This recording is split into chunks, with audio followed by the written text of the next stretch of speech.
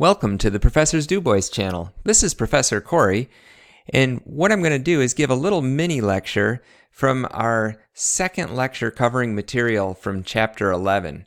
In our first lecture, we talked about intermolecular forces of attraction, and these are the forces in between molecules that either hold them together or don't hold them together, depending on the strength of these forces, and they're responsible for why things are a liquid at room temperature or a solid at room temperature or a gas at room temperature. And the last force we talked about was a dispersion force, and we talked about how nonpolar molecules only have dispersion forces. But what we need to realize is that all compounds will have dispersion forces, even if they're polar. So what this means is we have an unequal distribution of electrons in a polar molecule, and this can be it's polarizable. Even though it's not an even distribution, it is polarizable. We can distort that cloud of electrons and induce a dipole. Induce, same thing as dispersion. So if we look at this molecule, we do have hydrogen bonding here. We have hydrogen bonding because we have the hydrogen covalently bonded to an oxygen, but given the size of this molecule, there's a pretty strong dispersion force, and we tried to represent that with another long carbon chain here, and we can have dispersion forces acting all along this long chain, and they may in fact be stronger than the hydrogen bonding itself. There is some overlap in the strength of these forces.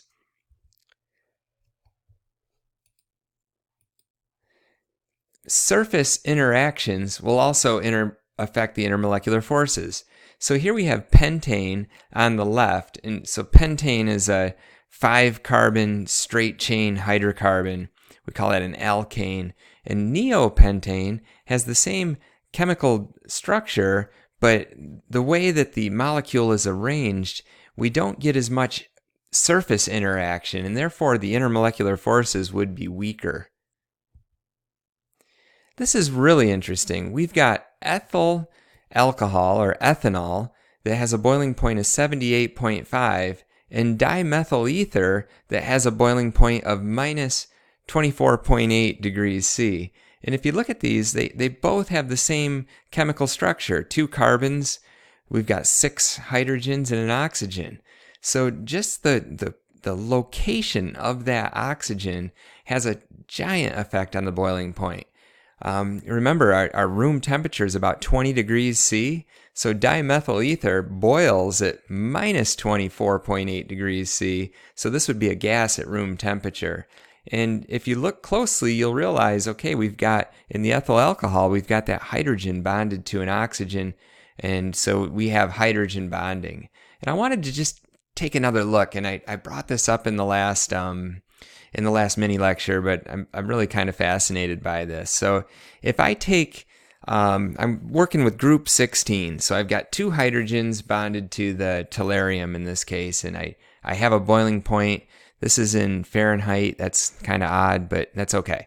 So we're at, I don't know, roughly 25 degrees Fahrenheit is the boiling point of this molecule. So next up, we have H2SE. So we're just moving up this group, and this has a lower boiling point. And we might say, well, okay, that makes sense because the H2TE has a larger electron cloud. It'd be more polarizable, so those intermolecular forces would be stronger. So that would mean that the boiling point would be higher. It would take more energy to boil, and this all makes sense.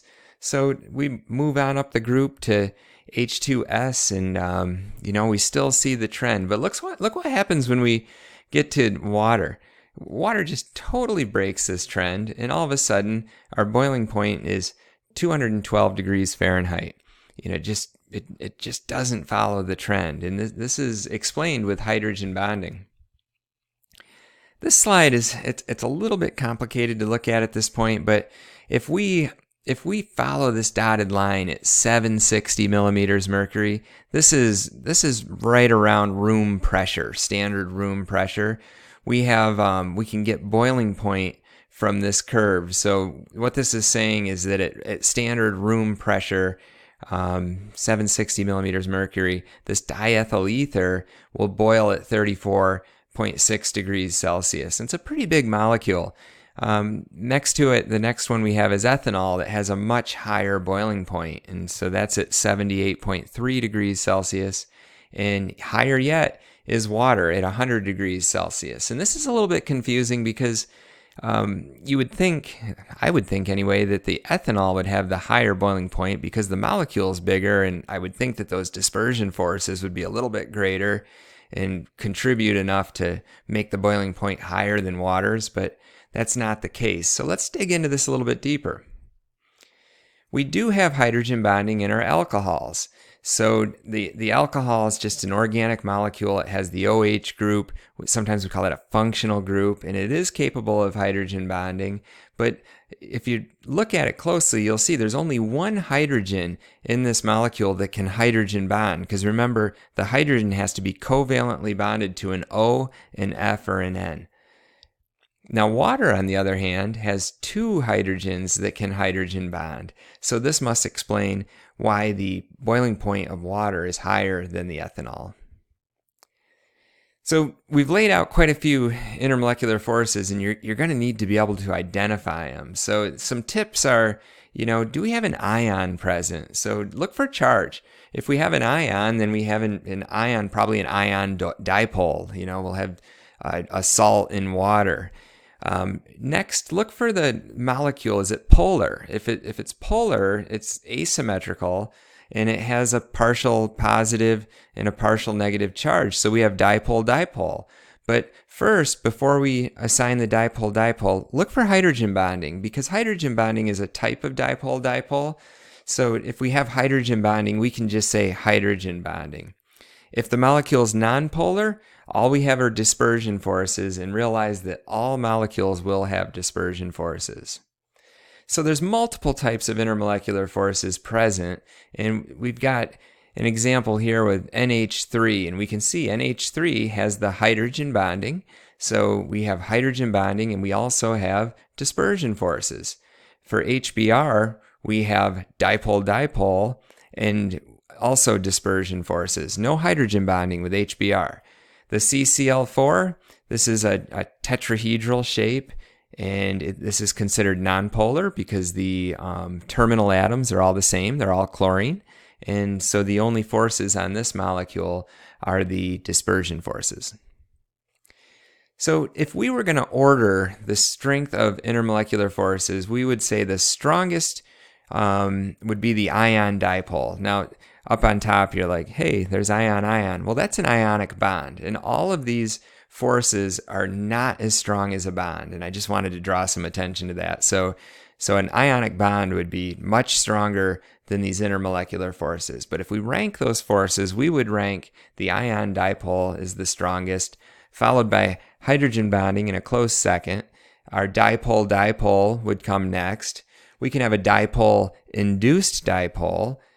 This we could have, let's say, a polar molecule. We have a dipole along with a nonpolar molecule. Maybe that dipole induces a dipole in the nonpolar molecule. Or remember, a dipole can induce a dipole further in something that already has a dipole. How many times have I said dipole? The weakest of the forces are going to be the dispersion forces. So one thing worth mentioning, there is overlap. So it's not always perfect. We can't say, oh, geez, that has hydrogen bonding, so the forces are definitely stronger. But without data, if we were just going to look at molecules and predict, this is the order of intermolecular strength that we'll go by. So I hope you found this useful. If you like it, give me a thumbs up. I'd love to see that. And otherwise, stay tuned for additional mini lectures with the Professor's DuBois.